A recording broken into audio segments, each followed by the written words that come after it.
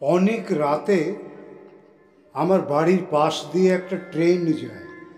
আমিও আমার সাইকেল নিয়ে তার সঙ্গে সঙ্গে যাই।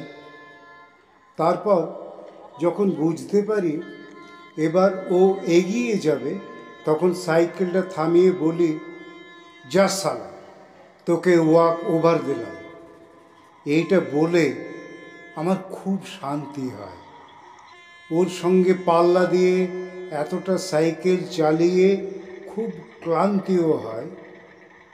বাড়ি ফিরে এসে ক্লান্তি মাখা শরীরে পরম শান্তিতে ঘুমিয়ে পড়ি, এই ভেবে যে আমি হেরে যাইনি, শুধু ওয়াকওভার দিয়েছিলাম। আমি হেরে যাইনি, শুধু ওয়াকওভার দিয়েছিলাম।